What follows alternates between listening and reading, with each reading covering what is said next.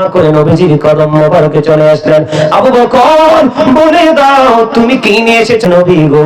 ওগো নবী, আমার যা ছিল আমি সব কিছু নিয়ে এসেছি। তোমার ফ্যামিলি পরিবারের জন্য কি রেখেছো? ওগো নবী, আমি আমার ফ্যামিলির জন্য আল্লাহ এবং আল্লাহর হাবিবকে রেখে এসেছি। এবার আবার ওমরের মনটা খারাপ হয়ে গেল। ওমর মনে মনে দুঃখ নিলেন আর চিন্তা করলেন, হায় রে, আর কি কোনদিন আমি আবু বকরকে হারাতে পারবো না।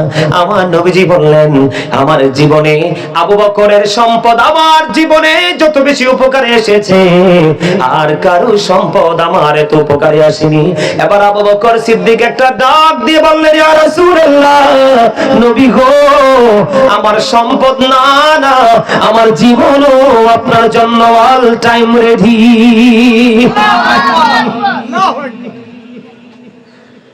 এইরকম প্রেম যদি করতে পারেন তাহলে জীবন ধন্য হবে, অন্যথায় নগণ্য হয়ে কবরে যেতে হবে। নবীকে যদি না চিনতে পারেন, আপনার কবর, হাসর, মিজান, ফুলসিরাত কোন জায়গায় আপনার কোন সফলতা অর্জন করা সম্ভব নয়, ঠিক কিনা বলেন? আর এই জায়গাটাতে আসার জন্য আপনার জীবনে সবচেয়ে বড় যে কাজটা প্রয়োজন, মনে রাখবেন, সব আলেম কিন্তু হক নয়, সব আলেম কিন্তু হক নয়। কিয়ামতের যে আলামত গুলো আছে, এই কিয়ামতের আলামতের মধ্যে অন্যতম একটা আলামত হলো মোল্লারা। আপনারা সাধারণ মানুষ না। হাদিস শরীফের মধ্যে আসছে কিয়ামতের আলামতের মধ্যে অন্যতম একটা আলামত হলো মোল্লারা। এই মোল্লা কোন মোল্লা? আল্লাহ রাসূল বলেছেন, পৃথিবীতে ফিতনা সৃষ্টি করবে, আছে না নাই? তাদের মধ্যে সঠিক শিক্ষা থাকবে না, সঠিক কোরআন হাদিসের ইলম থাকবে না, তারা ভুলভাল ফতোয়া দিয়ে সাধারণ মানুষকে পথভ্রষ্ট করে দিবে। অলরেডি আমাদের সমাজে এটা শুরু হয়ে গেছে।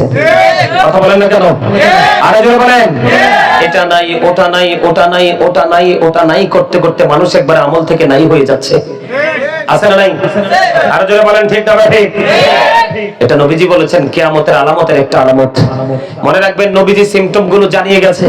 তাদের কথা হবে মধুর চেয়ে মিষ্টি, তাদের চরিত্র হবে ফেরাউনের মতো, হিংস্রতা হবে বাঘের মতো, তাদের নামাজ দেখলে তুমি মনে করবে তোমার নামাজ হচ্ছে না, তাদের রোজার কাছে তোমার রোজাটাকে তুচ্ছ মনে হবে, তারা শুধু কোরআন কোরআন কোরআন কোরআন করবে, তারা মনে করবে কোরআনটা শুধু তাদেরই আর কারো না। কথা বলেন না কেন? এখন এই সমস্ত মৌলবী কিন্তু আমাদের মধ্যে বের হচ্ছে। নামের আগে দেখবেন মুফতি, নামের আগে দেখবেন মুফতি, সাধারণ একটা প্রশ্ন করলে কিন্তু উত্তর দিতে পারবে না, আছে না নাই? আমাদেরকে সাবধান থাকতে হবে। আল্লাহ রাসূল বলেছে, আপনার জীবনটাকে ধন্য করতে হলে, আপনার জীবনকে ধন্য করতে হলে একজন ধন্য ব্যক্তির সাথে যুক্ত হতে হবে, আর সেই ধন্য ব্যক্তি হলো হক্কানি আলেম এবং হক্কানি আল্লাহর ওলিরা। এই দেশে ইসলাম এসেছে কার হাত ধরে? আরো জোরে বলেন। এখন আল্লাহর ওলিদের বিরুদ্ধে কথা বলার লোক আছে না নাই? আরে জোরে বলেন না কেন? আছে না নাই? যারা আল্লাহর ওলিদের বিরুদ্ধে কথা বলে তারা হক সঠিক না ঠিক? ঠিক না? এই দেশে তো কোনো নবী আসে নাই। শাহজালাল মুজাররদি আমনিকে যদি আপনি অস্বীকার করেন, তাইলে আপনি ইসলামটা পাইলেন কই? মসজিদ পাইলেন কই? মেম্বার পাইলেন কই? পাঞ্জাবি টুপি এগুলো পাইলেন কই? আজকে তারা আসছে বলে আমরা এগুলো পেয়েছি। এজন্য আমি আপনাদেরকে আরেকটা গজল শোনাই। সরে সরে গজল থেকে অনেক কিছু বুঝতে পারবেন। ইসলাম কি জানতে চাইলে উত্তর হবে কি? মুসলিম নামে এই কথাটি কয়জন ভেবেছি, হায় রে কয়জন ভেবেছি। ইসলাম কি জানতে চাইলে বলেন, ইসলাম কি জানতে চাইলে উত্তর হবে কি? মুসলিম নামে এই কথাটি কয়জন ভেবেছি, হায় রে কয়জন ভেবেছি। আল্লাহর ইচ্ছা বান্দার প্রতি অর্জন করো নবীর খুশি, আল্লাহর ইচ্ছা বান্দার প্রতি অর্জন করো নবীর খুশি। নবীর প্রেমে গুনাহ মাফের খবর শুনেছি, মুসলিম নামে এই কথাটি কয়জন ভেবেছি, হায় রে কয়জন ভেবেছি।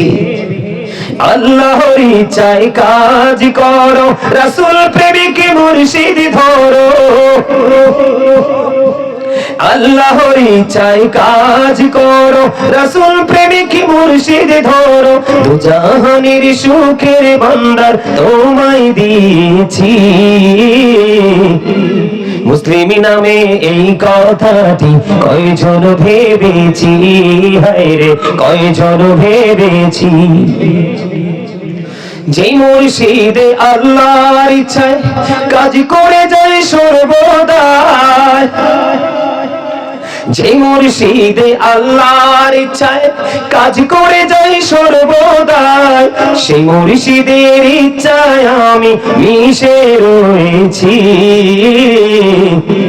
মুসলিম নামে এই কথাটি কয়জন ভেবেছি, হায় রে কয়জন ভেবেছি।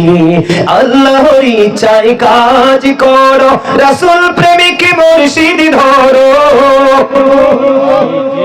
আল্লাহর ইচ্ছায় কাজ করো, রাসূল প্রেমিক মুর্শিদ ধরো, দুজাহানের সুখের ভান্ডার তোমায় দিয়েছি।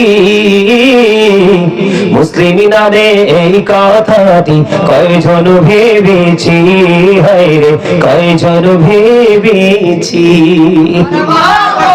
আস্তে কেন মারহাবা, আরে জোরে মারহাবা। বাড়ি বানাইলে ইঞ্জিনিয়ার লাগে কিনা, অসুস্থ হইলে ডাক্তার লাগে কিনা, সন্তানকে মানুষের মতো মানুষ বানাইতে হলে টিচার লাগবে কিনা, ঠিক তেমনি ভাবে আপনি রাসূলের আল্লাহকে পাইতে হলে আপনাকে রাসূলের কাছে যেতে হবে, আর রাসূলকে পাইতে হলে রাসূল ওয়ালা হক্কানি আলেম এবং ওলিদের কাছে যেতে হবে। যে যাই বলুক আপনি কোনো কথা শুনবেন না। এই দেশের উত্তরসূরি RSBSCS মালিকানা এই বাংলাদেশের মালিকানায় আছে আল্লাহর ওলিরা। বলে না কেন? আমার কথা ভালো লাগে না আপনাদের কাছে? লাগে। ভালো না লাগলে কিটা কইতাম কম। কথাগুলো খেয়াল করছেন নি? ক্লাস আছে না, স্টেপ আছে না, আরে যারা বলেন স্টেপ বাই স্টেপ আপনাকে কি করতে হবে, আগাতে। ডাইরেক্টলি কি সম্ভব কোনো কিছু? আরে ভাই আপনার আমারে আল্লাহ দুনিয়াতে পাঠাইবা, আল্লাহ কি ডাইরেক্ট পাঠাইছে নি? কথা বলেন না কেন? আব্বারে বানাইছে, আম্মারে বানাইছে, বানাইয়া আব্বার মা বাপের মাধ্যমে, মার মা বাপের মাধ্যমে বিয়ার ঘটক পাঠাইছে, পাঠাইছে কিনা? বিয়া হইছে, হইছে কিনা? বাবা মায়ের মাধ্যমে আপনার আমার বডি তৈরি হইছে। তখন আল্লাহ রুহের জগৎ থেকে আলমে আরোহা থেকে রুহুটা আপনার আমার মধ্যে মায়ের পেটে ঢুকাই দিছে। বুঝেন না সিস্টেম? এই বুঝেন কিনা? আব্বা মায়ের মাঝে মাধ্যমে আপনাকে আমাকে, আপনার একটা মানুষের, এদিকে তাকান মিয়া, এটা হাসির জায়গা না। আপনার বডির তিনটা জিনিস খুব গুরুত্বপূর্ণ। কয়টা?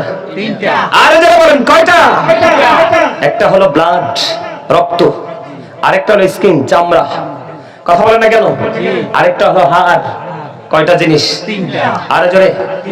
হাড়টা তৈরি হয় একটা সন্তানের বাবা থেকে, রক্ত এবং চামড়া দুইটা তৈরি হয় মা থেকে। বুঝছেন নি, দেখছেন নি কারিগরিটা? আরো জোরে বলেন না কেন? ঠিক তেমনি আপনি যদি আলোর পথে যেতে চান, আলোকিত ব্যক্তি লাগবে। আর আমাদের আল্লাহকে পাওয়ার জন্য সবচেয়ে আলোকিত হলো আপনার আমার প্রাণ নবী। আর নবীর কাছে যাওয়ার জন্য আলোকিত ব্যক্তি হলো আপনার আমার মাঝেই আছে হক্কানি আলেম, হক্কানি আল্লাহর ওলি। বুঝেন নাই? তো আপনি ওখানে যাওয়ার দরকার এই কারণে, আমাদের দেশে মানুষ অন্যায় অপরাধ, এমন কোন অপরাধ নাই যে মানুষ করছে না। এটা করার কারণ কি জানেন? তার জীবনে ভালো কোন ওস্তাদ পায় নাই এবং 5 ওয়াক্ত নামাজ পড়ে নাই। পড়েছে নামাজ? আরো জোরে বলেন না, পড়ছে নামাজ? এখনকার মানুষ কি নামাজ পড়ে? খুব কম। যখন আমি আপনাদের এখানে রওনা দিলাম, রাস্তার পাশে দুটিয়া দিঘির পারে বিশাল মসজিদ, চাইয়া দেখলাম ইমাম সাহেব জামাত পড়াবে। 2 জন বা 3 জন লোক দেখলাম ঢুকছে, অথচ রাস্তা ঘাটে দোকানে পাটে মানুষের কোনো অভাব। কালকে এক মাহফিলে গেলাম, ওই যে বাচ্চাগুলো দেখেন, ওই যে 3টা বাচ্চা আছেন একসাথে, এই ছোট ছোট বাচ্চাগুলোর মতো এরকম পরিবেশে গেঞ্জি টেঞ্জি লাগাইয়া আমি মাহফিলে যাচ্ছি, রাস্তার পাশে দেদারসে মোবাইল টিপছে। এই টুকুটুকু বাচ্চা কি বুঝে মোবাইলের বলেন? তা আমি বাচ্চাগুলোকে দোষ দিতে পারবো না, এটার জন্য দায়ী হলো বাবা মা। পানিশমেন্ট তাদেরকে নিতে হবে। কাকে নিতে হবে পানিশমেন্ট? বাবা মাকে। আমি যে সূত্র ধরেছি আজকে, আমি যে সূত্র ধরেছি, আইয়ুহাল্লাযীনা আমানু কু আনফুসাকুম ওয়া আহলিকুম নারা। আল্লাহ রাব্বুল আলামিন বলেছেন, ও believers, save yourself and your families from the fire। আল্লাহ ঈমানদারকে রেখে বলেছেন, তুমি জাহান্নাম থেকে বাঁচো, তোমার পরিবারকেও জাহান্নাম থেকে বাঁচাও। ঠিক ঠিক, বাঁচতে হলে বাঁচাতে হলে।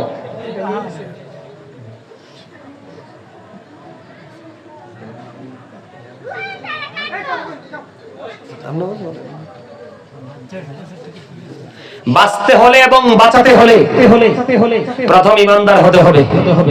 আর ঈমান হলো নবীর প্রেম। কথা কয় না? নবীকে ভালোবাসা ফরজ। কোন ভাবে নবীকে বিন্দু পরিমাণ ছোট করলে আপনি কুফরি করে ফেললেন, ঈমান নাই। আপনার নামাজ রোজা দিয়ে কোনো লাভ নাই, দান সদকা দিয়ে কোনো লাভ নাই। আপনি যত দাড়ি টুপি পাগড়ি লাগান, যত মুফতি সাজেন, যত সুফি সাজেন, কোনো লাভ নাই। আপনার নবীর প্রতি থাকতে হবে সর্বোচ্চ প্রেম। ঠিক কিনা বলেন? আল্লাহর পরিচয়টাও জানতে পারছি নবীর মাধ্যমে। কথা বলেন ঠিক কিনা? আমরা আমাদের আল্লাহকে চিনতে পারছি কার মাধ্যমে? নবীর মাধ্যমে। আমরা আল্লাহকে চিনছি কার মাধ্যমে? নামাজ পাইছি কার মাধ্যমে? সব নবীজির মাধ্যমে। ঠিক না বলেন? এখন নামাজ নিয়ে আমি একটু আলোচনা করব। আজকের মূল আলোচনার বিষয় হলো নামাজ। কারণ এখনকার মানুষ নামাজ পড়ে ঠিকই, কিন্তু শয়তানি তো বন্ধ হয় না। কারণ সে তো নামাজের মতো নামাজ পড়ে না। কথা কয় না কেন? আপনি নামাজ পড়লে হবে না, ওই নামাজ পড়েন যেই নামাজের মধ্যে আছে তাকওয়া। ওই নামাজ পড়েন যেই নামাজের মধ্যে আছে প্রেম। ওই নামাজ পড়েন আপনি যেই নামাজের মধ্যে আছে মাওলার প্রতি আপনার গভীর ধ্যান। ওই নামাজ আপনি পড়েন যেই নামাজের মধ্যে আপনি রাসূলের নামাজের টেকনিক আপনি খুঁজে পান। ওই নামাজ পড়েন ওই নামাজ আপনি পড়েন যেই নামাজে দাঁড়াইলে আপনার সামনে কানায় কাবা দেখেন। ওই নামাজ আপনি পড়েন যেই নামাজে দাঁড়িয়ে আপনি ডান দিকে খেয়াল করলে জান্নাত খুঁজে পান। আপনি ওই নামাজ পড়েন যেই নামাজে দাঁড়ালে আপনার বাম দিকে আপনি জাহান্নাম খুঁজে পান। আপনি ওই নামাজ পড়েন বন্ধু দিলি খান বাড়ির আমার ভাই আমার বাবা গো, আমি আমার মা বোনদেরকে ডেকে ডেকে বলছি গো, আপনি ওই নামাজ পড়েন যেই নামাজে আপনার মনে হয় আমি যদিও আল্লাহকে দেখি না, আল্লাহ কিন্তু আমার নামাজ ঠিকই দেখে। ওই নামাজ আপনি পড়েন, আপনার নামাজ দিয়ে আপনার সফলতা অর্জন করবেন। আপনি ওই নামাজ পড়েন যেই নামাজে দাঁড়ালে আপনার মনে হয় আমি যেন ফুলচিরাতের পুলের উপর দাঁড়িয়ে নামাজ পড়ছি।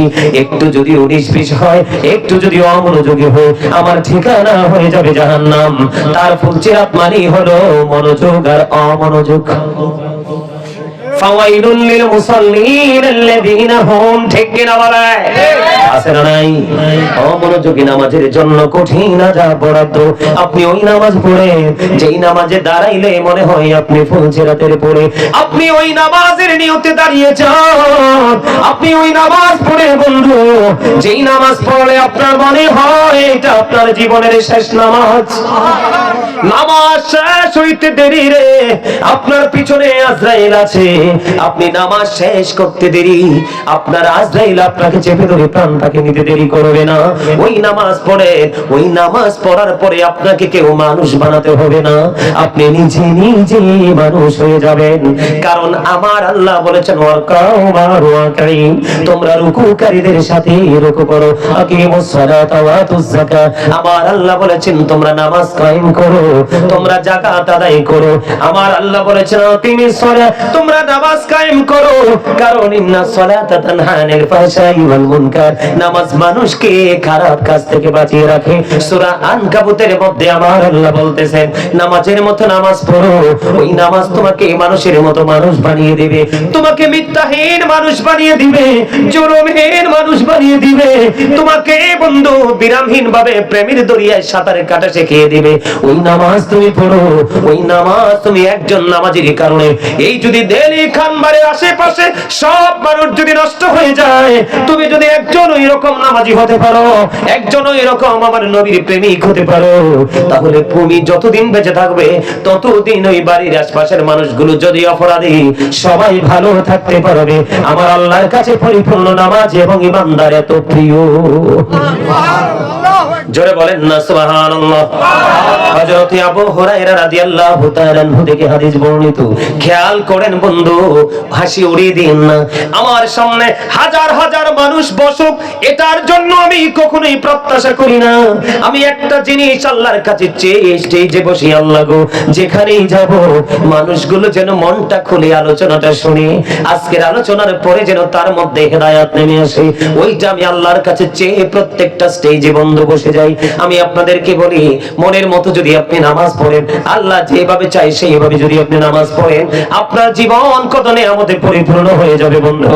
হাদিস শরীফের মধ্যে এসেছে বন্ধু, আমার রাসূল বলেছেন as-সালাতুল খামস ওয়াল জুমআতু ইলাল জুমআ ওয়া রমাদানু ইলা রমাদান মুকাফফিরাতুল লিমা বাইনাহুন্না ইযা তুনিবাতিল কবাইর। আমার রাসূল বলেছেন বন্ধু, 5 ওয়াক্ত নামাজ যদি পড়ো, 5 ওয়াক্ত নামাজের মধ্যে গ্যাপ আছে না নাই?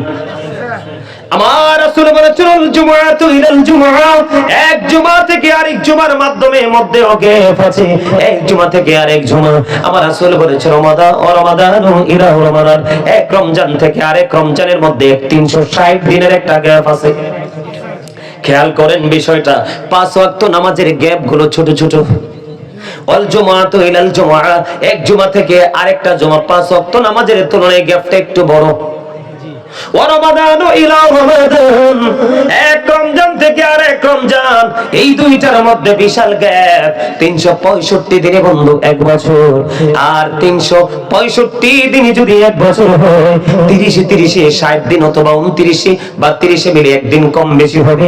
এই দিকে 30 দিন, ওই দিকে 30 দিন আমি মাইনাস করে দিলাম, আর বাকি আছে আপনার আমার কাছে 305 থেকে 6 দিন। কথা বলেন না কেন? আমার রাসূল বলেছেন মুকাফফিরাতুল লিমা বাইনাহুন্না ইযা তুনিবাতিল কাবাইর। ও দিনী খান বাড়ির মানুষ, আমার ভাই আমার বাবা গো, মা বোনদেরকে বেশি বেশি করে বলছি গো, হৃদয় খুলে শোনো গো। আমি আমার বোনদেরকে বলছি গো, হৃদয় খুলে শোনো, কারণ প্রত্যেকটা মা যদি সচেতন হয়, সন্তান কখনোই অমানুষ হয় না। আমরা 5টা ভাই বন্ধু, আমার বাবা সরকারি চাকরি করতেন, গভর্নমেন্ট জব করতেন, বাবা সময় দিতে পারেনি। আমরা 5টা ভাই মানুষের মতো মানুষ হয়েছি।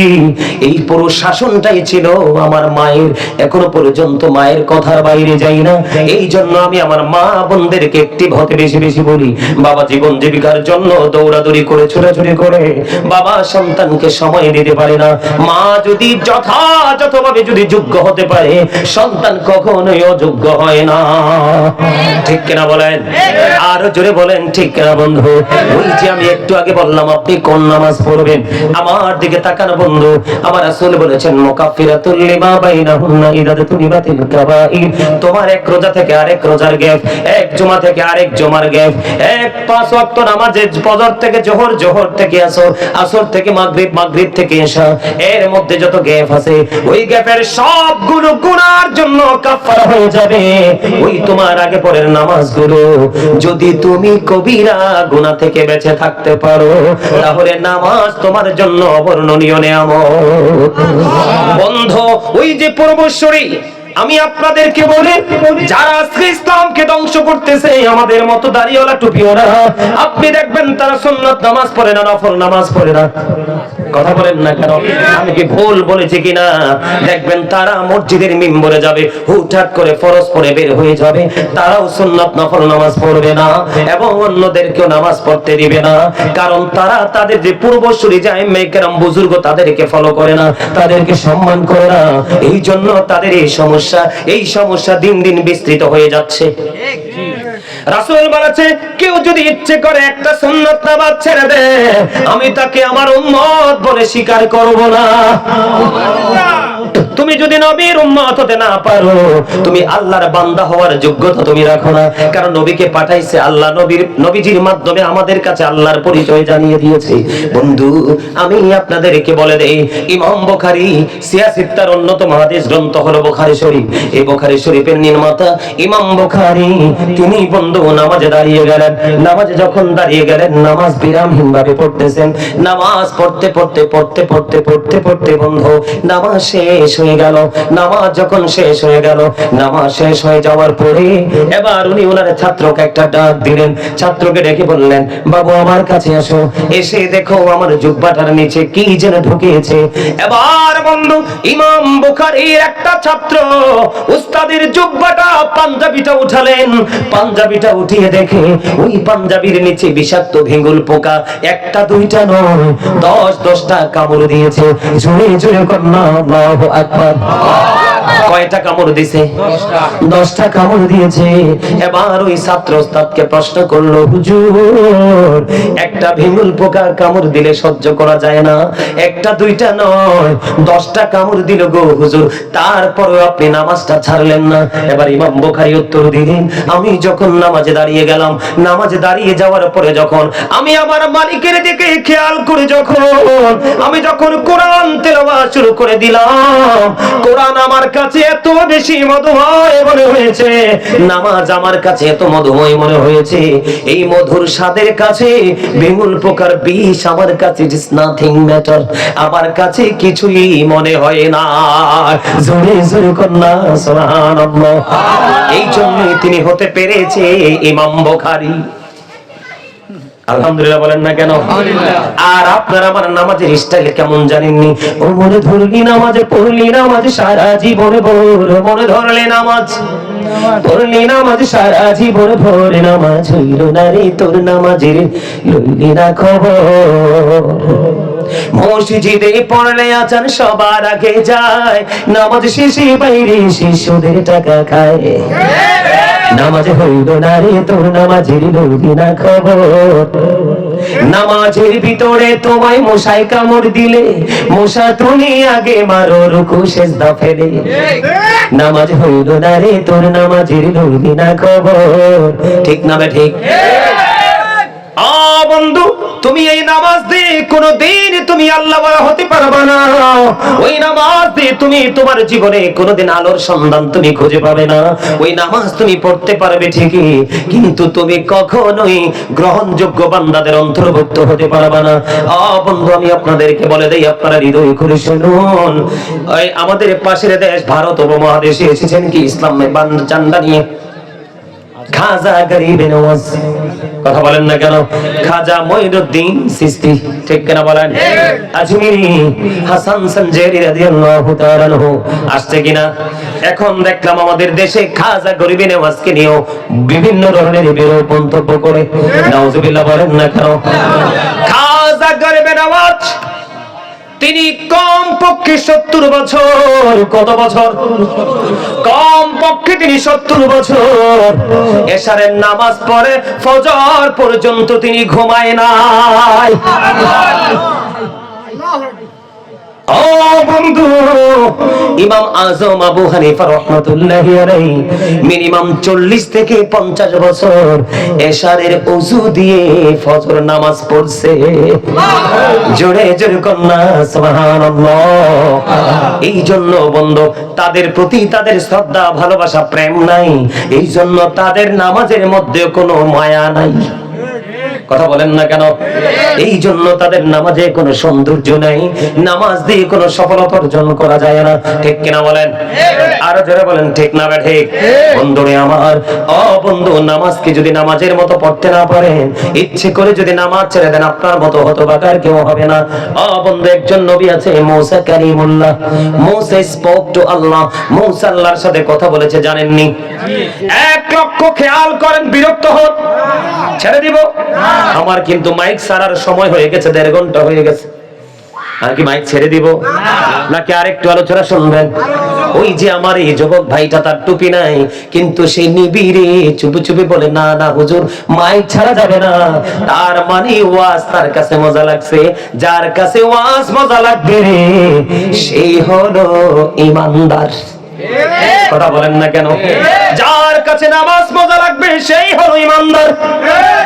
যার কাছে কোরআন তেলাওয়াত মজা লাগবে সেই হলো ইমানদার। যে মা বাবাকে ভালোবাসতে, মা বাবার সেবা করতে স্বাচ্ছন্দ্য বোধ করে মজা পায়, সে হলো ইমানদার। ইমানদারের স্টেজ আছে, ক্যাটাগরি আছে। কথা বলেন না কেন? আমি আপনাদেরকে বলে দেই বন্ধু, মুসা কালিমুল্লাহর দরবারে একজন নারী আসলো। খেয়াল করেন, গভীর ভাবে খেয়াল করেন। মুসা কালিমুল্লাহর দরবারে একজন নারী আসলো। একজন নারী এসে তিনি মুসা কালিমুল্লাহর কাছে বলতেছে, ওগো নবী মুসা, আপনি তো আল্লাহর সাথে কথা বলেন, আমি একটা ফয়সালার জন্য এসেছি। কি রে, কি বলে দেই না, কি তোর ফয়সালা? এবার মুসা কালিমুল্লাহকে বলল, ওগো আল্লাহর নবী, আমি ব্যভিচার করেছি, নাউজুবিল্লাহ। কি করেছি? ব্যভিচার বুঝেননি? মানে বিয়ে করা স্বামী না, তার সাথে ফিজিক্যাল মেলামেশা হয়েছে, যৌন চাহিদা মিটিয়েছে, নাউজুবিল্লাহ বলেন। ওগো আল্লাহর নবী মুসা, আমি অবৈধভাবে মেলামেশা করেছি। এই ব্যভিচারের মাধ্যমে আমার গর্ভে সন্তান এসেছে। এই সন্তানটা আমি প্রসব করেছি। ও আল্লাহর নবী মুসা, এই সন্তান যখন পৃথিবীতে আসলো, আমি নিজেই সন্তানটাকে গলা টিপে হত্যা করেছি। আমি সন্তানটাকে গলা টিপে মেরে ফেলেছি। মেরে ফেলার পরে আমি আমার আল্লাহর কাছে তাওবা করেছি। ওগো নবী, বলে দেন আমার আল্লাহ আমার তওবা কবুল করছেনি। এই কথা বলতে দেরি মুসা কালিমুল্লাহ একটা ডাক দিয়ে বলল, যাও যাও যাও, তুমি আমার দরবার থেকে বের হয়ে যাও। বন্ধু, মুসা কালিমুল্লাহ মহিলাটাকে তার দরবার থেকে তাড়িয়ে দিলেন। ওই মহিলাটাকে তাড়িয়ে দিতে দেরি, সঙ্গে সঙ্গে মুসার দরবারে জিবরাইল আসতে দেরি করলো না। জিবরাইল আলাইহিস সালাম এসে বললেন, ওগো আল্লাহর নবী মুসা, আমার আল্লাহ জানতে চেয়েছে আপনি ওই মহিলাটাকে কেন তাড়িয়ে দিলেন। মুসা কালিমুল্লাহ বললেন, ওই মহিলা অত্যন্ত জঘন্য পাপী। এবার ওই জিবরাইল আমিন বললেন, ইয়া মুসা, ও আল্লাহর নবী মুসা, আপনার কাছে এই মহিলাটাকে সবচেয়ে জঘন্য পাপী মনে হয়েছে। আমার আল্লাহ জানিয়ে দিয়েছে, যারা ইচ্ছে করে নামাজ ছেড়ে দেয়, নামাজ পড়ে না, ওই ব্যভিচারিণী নারী, সন্তান হত্যাকারিণী নারীর চাইতেও ইচ্ছে করে যে নামাজ ছেড়ে দেয়, সে তার চাইতেও জঘন্য। জোরে জোরে কন্যা নাউজুবিল্লাহ। নামাজের কদর কত বুঝেননি? আর জোরে বলেন, নামাজ কি জিনিস বুঝতেছেননি? বন্ধু, প্রেয়ার ইজ দ্য কি টু প্যারাডাইস। নামাজ হলো জান্নাতের চাবি, মিফতাহুল জান্নাতিস সালাত। নামাজ বেহেশতের চাবি। বন্ধুরা, মিফতাহুস সালাতিত তুহুর। আর নামাজের চাবি হলো পবিত্রতা। আপনি নামাজ পড়লে জান্নাতের চাবি পাবেন, আর পবিত্রতা অর্জন করলে নামাজের চাবি খুঁজে পাবেন। জোরে জোরে কন্যা সুবহানাল্লাহ। ভুলে গেলে চলবে না। আপনাদের আমার মনে হয় আপনাদের দিল্লি গ্রামের মানুষের কাছে জান্নাতের টিকিট আছে। সুবহানাল্লাহ। আরেকটা কে সুবহানাল্লাহ বলে? আপনাদের এই গ্রামের মানুষের কাছে কি জান্নাতের টিকিট আছে? নাকি আজরাইলকে ম্যানেজ করে ফেলেছেন? মনে রাখবেন, আজরাইল বলতেছে just time, no complain, no argument. আজরাইল যখন আসবে কোনো তর্ক বিতর্ক চলবে না, তাৎক্ষণিকভাবে আপনার প্রাণটাকে নিয়ে যাবে। মনে রাখবেন, যখন তোমার কেউ ছিল না তখন ছিলাম আমি, এখন তোমার সব হয়েছে, পর হয়েছি আমি। যখন তোমার কেউ রবে না, রব শুধু আমি। আমার কাছে আসতে হবে, মনে রেখো তুমি। তোরা চাসনি কিছু, তোরা চাসনি কিছু কারো কাছে খোদার মদত ছাড়া। অন্যের উপর ভরসা ছেড়ে নিজের পায়ে দাঁড়া। আপনি মরে গেলে কেউ আপনার জন্য হাদিয়া পাঠাবে, এই স্বপ্ন বলেও দেখেন না। যেই কাঠমোল্লার দল বের হইছে, দেখবেন আপনি মরার পর আপনার সন্তান কি বলবে, কবরে পার যাইও না বেদাত। ওমা কথা কন না কিল্লে। আর জোরে, আমার নবীজি জান্নাতুল বাকিতে কবর জিয়ারত করেছে, আর আপনি কোন সাহসে বলেন কবর জিয়ারত করা বিদআত? কথা কি ভুল বললাম? এজন্য আপনাকে আপনার আমলটা করে যেতে হবে, ঠিক কিনা বলেন? মনে রাখতে হবে বন্ধু, পদ্মা মেঘনা যমুনার তীরে কত ঢেউ চলে যায়, আসে না তো ফিরে। আমিও চলে যাব এমনি করে, আসবো না কভু ফিরে। পদ্মা মেঘনা যমুনার তীরে কত ঢেউ চলে যায়। কথা কি ভুল বলছি? মানুষ চলে গেলে আর ফিরে আসে? ফিরে যেমন আসে না, হিসাবটাও কিন্তু আল্লাহর কাছে দিতে হবে। কথা বলেন না কেন? আর জোরে বলেন বন্ধু আমার দিকে তাকান, আমি আপনাদেরকে কি বলতে চাই, নামাজ হলো জান্নাতের চাবি, আর নামাজের চাবি হলো পবিত্রতা। জোরে কন্যা আলহামদুলিল্লাহ। ভুলে গেলে চলবে না। আল্লাহ রাসূল বলেছেন আউয়ালু মা ইউহাসাবু বিহিল আবদু ইয়াওমাল কিয়ামাতি সালাহ। কাল হাসরের দিন আল্লাহ রাব্বুল আলামিন সর্বপ্রথম আপনার কাছ থেকে নামাজের হিসাব নিবি। ইন্নাল্লাহা সারিউল হিসাব, Allah is quick to take account. Allah হিসাব গ্রহণে অত্যন্ত তৎপর। এদিন যদি বিপদে পড়ে যান পালিয়ে যাবেন না, না না। আল্লাহ বলেছেন ইন্না বাতশা রাব্বিকা লাশাদীদ, the seizing of Allah is difficult. আল্লাহর ধর, আল্লাহর পাকড়াও বড় শক্ত, বড় কঠিন। আল্লাহ খুব শক্ত করে ধরবে, পালাইতে পারবেন না। বন্ধু ঈসা রুহুল্লাহ একদিন এক মেটু পথে হাঁটে, হঠাৎ করে ঈসা রুহুল্লাহ দেখতে পাইলেন একটা পাখি আশ্চর্যজনক ভাবে নিজের বডিটাকে ধুলাবালির মধ্যে দূষণ করছে, ময়লা করছে। করার পরে হঠাৎ করে তিনি চাইয়া দেখলেন ওই পাখিটা আবার পানিতে গিয়ে গোসল করছে। গোসল করে আসে আবার ধুলাবালিতে গড়াগড়ি দিচ্ছে, পুরো বডিটা ধুলাযুক্ত হয়ে যাচ্ছে। আবার ওই সমুদ্রের পানিতে গিয়ে গোসল করতেছে। এমনি করে করে 5 বার গোসল করলো। 5 বারে গোসল করার পরে আবার 5 বারে গোসল করার পরে ঈসা রুহুল্লাহ দেখে আশ্চর্য হয়ে গেলেন। এটা কি আশ্চর্য ধরনের ঘটনা! একবার শরীরটাকে ময়লা করে দিচ্ছে, আরেকবার শরীরটাকে ধৌত করে দিচ্ছে। ধৌত করার পরে পরিষ্কার হয়ে গেল, ধুলা লাগানোর পরে ময়লা হয়ে গেল। এবার আল্লাহ রাব্বুল আলামিনের পক্ষ থেকে ঈসা রুহুল্লাহর কাছে খবর চলে আসলো, গো নবী, এই পাখি হলো আল্লাহর প্রিয় হাবিব আখিরি নবীর উম্মতের নিদর্শন। জোরে জোরে কন্যা সুবহানাল্লাহ। এটার বাস্তব বন্ধু, যখন সে অন্যায় করবে তার শরীরটা কি হয়ে যাবে, ওই সাদা দিকে কাদা লাগলে যেমন হয় তার শরীরটা আমল নামাটা নোংরা হয়ে যাবে। যখন সে নামাজ পড়বে তার এই নোংরা জিনিস দূর হয়ে পরিষ্কার হয়ে যাবে। এটা ঈসা নবীর জীবনীতে নয়, বন্ধু হাদিস শরীফের মধ্যে এসেছে। হাদিস শরীফের মধ্যে এসেছে ভিন্ন ভাবে। আপনার আমার প্রাণের রাসূল বলেছে, তোমাদের বাড়ির আঙিনায় যদি কোনো পুকুর থাকে, কোনো খাল থাকে, কোনো নদী থাকে, এক কথায় কোনো জলাশয় যদি থাকে তোমাদের বাড়ির আঙিনায়, তোমরা যদি এই জলাশয়ের মধ্যে দৈনিক 5 বার যদি গোসল করো, তোমাদের শরীরে কোনো ময়লা থাকবে না। 5 বার গোসল করলে তোমার শরীরে কোনো ময়লা, কোনো দুর্গন্ধ থাকবে না।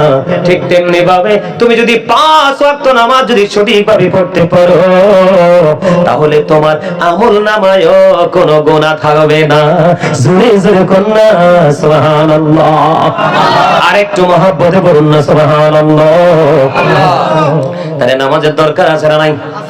নামাজ কত বড় নিয়ামত বন্ধু। হযরত আবু যর রাদিয়াল্লাহু তাআলা আনহু থেকে হাদিস বর্ণিত। আমার দিকে খেয়াল করেন, আমার রাসূল শীতের দিনে বের হলো। আপনাদের বেইলি খানবাড়ির আশেপাশে শীতের দিনে গাছের পাতা ঝরেনি? জি। সব পাতা ঝরেনি? সব পাতা বলে ঝরে। সুপারি গাছ, নারকেল গাছ, তাল গাছের পাতা ঝরে সব শীতের দিনে। খেজুর গাছ এটি কি সবসময় ঝরে? এটি টাইম মতো ঝরে, নাহলে সব গাছের পাতাই শীতের দিনে আসলে ঝরে যায়। ঠিক কিনা বলেন? বিরামহীন ভাবে ঝরে। গাছের দিকে তাকাইলে দেখা যায় গাছটা শূন্য, আর মাটির দিকে তাকাইলে দেখা যায় পাতায় পরিপূর্ণ। ঠিক না ভাই? এই এই এই কি কথা, কি কথা বলা যাবে না? আমি শেষ পর্যন্ত চলে আসছি। তোমাদের নসিব ভালো, তোমরা যে শেষ সময় হইলেও জান্নাতের বাগানে বসছো। খুশনসিব। শেষ ভালো যায়, আমি শেষের দিকে চলে আসছি, ডিস্টার্ব করো না ভাই। তোমরা তো সব সময় মোবাইল নিয়ে থাকো, এই জন্য এটার হিসাব বুঝো না। তোমরা যেটা নিয়ে থাকো এটা তোমাদেরকে জাহান্নামে পৌঁছাবে, কারণ এটার মধ্যে যা আছে সব ইহুদিদের কালচার। কার? হাও কয় না, নাও কয় না, কার? কার? ঠিক না ভাই? ঠিক না? ইহুদি সম্পর্কে আল্লাহ কি বলেছে? এই জালিবের চিরনি, জালিবের, হ্যাঁ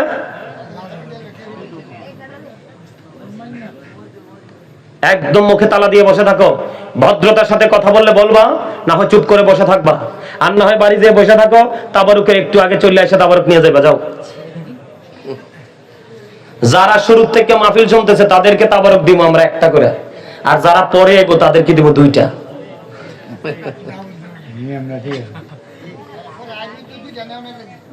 এই আমার দাদার উত্তর ঠিক আছে, চাচার উত্তর ঠিক আছে। Thank you very much, absolutely right answer my dear uncle.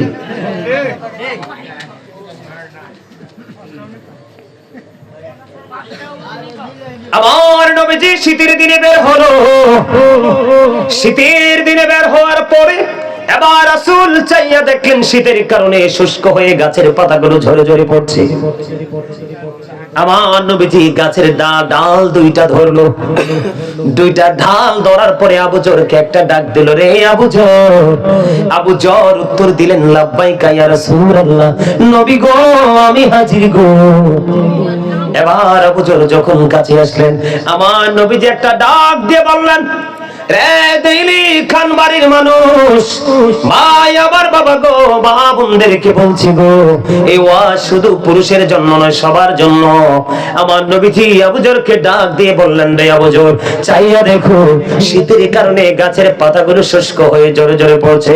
এই আবু জর, আল্লাহর কোন প্রিয় বান্দা যখন আল্লাহ রাব্বুল আলামিনকে রাজি করার জন্য আল্লাহর কুদরতি কদমে যখন নামাজের মাধ্যমে কপালটা লাগাইয়া সিজদা দিয়ে দেয় আল্লাহর কুদরতি কদমে, ওই শীতের দিনের গাছের পাতাগুলো যেমনি ঝরে ঝরে পড়ে যায়, ঠিক তেমনি ভাবে ওই নামাজের আমলনামা থেকে শীতের দিনের পাতার মতো ও বন্ধু তার গুনাহগুলি বিরামহীন ভাবে ঝরতে থাকে। জোরে জোরে কন্যা সুবহানাল্লাহ।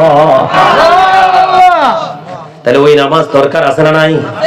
ডিজিটাল নামাজ পড়বেন না কি একবারে রাসূলের মতো পড়বেন? এই ডিজিটাল নামাজ পড়ার কারণে মানুষ অন্যায় অপরাধ ছাড়তে পারে না। ও বন্ধু, জুলুম করা ছাড়তে পারে না। শেষ করে দিচ্ছি। তো কানে কানে কথা কোন কেন? তো পার্সোনাল কথা হইলে ফোনে কইবেন। আমার কথা কি বুঝতে পারছেন? কি শীতের দিনে গাছের পাতা যেমনি ঝরে যায় নামাজের আমলনামা থেকে, ঠিক তেমনি ভাবে গুনাহগুলো ঝরতে থাকে। জোরে জোরে বলেন না সুবহানাল্লাহ। ওই নামাজ আমাদের পড়ার দরকার আছে না নাই? আর জোরে বলেন, আরেকটু মহব্বতে। কিন্তু নামাজ পড়ার কিছু কন্ডিশন আছে। রাসূল বলেছেন, মান সাল্লাল বারদাইনি দাখালাল জান্নাহ, যে ব্যক্তি শীতল সময়ের দুই ওয়াক্তের নামাজ পড়বে তার ঠিকানা হয়ে যাবে জান্নাত। সে যাবে কোথায়? শীতল সময়ের দুই ওয়াক্তের নামাজ। বুঝতে পারছেন নি? শীতের দিনে না, শীতল সময় মানে ঠান্ডার সময়। ঠান্ডার সময় ওই দুই ওয়াক্তের নামাজ, একটা হলো ফজরের নামাজ আর একটা হলো আসরের নামাজ। যেই ব্যক্তি ফজর এবং আসরের নামাজ প্রতিদিন কন্টিনিউয়াসলি পড়তে থাকবে বন্ধু, সে যাবে জান্নাতে। তোমরা তো রাত 12টা পর্যন্ত মোবাইল টিপো, মোবাইলে গেমস খেলো, এবং সবচেয়ে বড় নষ্ট কাজ তোমরা আইপিএল বিপিএল খেলা শুরু হইলে জুয়াটাও খেলো। কথা কয় না কেন? জুয়া খেলতে খেলতে তোমার রাত তুমি পার করে দাও, কিন্তু ফজরের নামাজের সময় তোমার খবর থাকে না। ঠিক না বেঠি? আমার রাসূল আরো বলেছেন, মান তারাকা সালাতাল আসরি ফাকাদ হাবিতা আমালুহু, যেই ব্যক্তি আসরের নামাজ ছেড়ে দিল তার যেন সব আমল যেন বিনষ্ট হয়ে গেল। যে আসর ছেড়ে দেয় তার সব আমল বন্ধু ধ্বংস হয়ে যায়। নামাজ পড়লেই শুধু চলবে না, সিস্টেম বুঝে টেকনিক অবলম্বন করে নামাজ পড়তে হবে। আর ওই নামাজের মধ্যে থাকতে হবে ধৈর্য, নামাজের মধ্যে থাকতে হবে ধীরস্থিরতা, নামাজের মধ্যে থাকবে পোশাক আশাকের যে সৌন্দর্য। ও বন্ধু, নামাজের মধ্যে থাকতে হবে পবিত্রতার যে কাঠামো।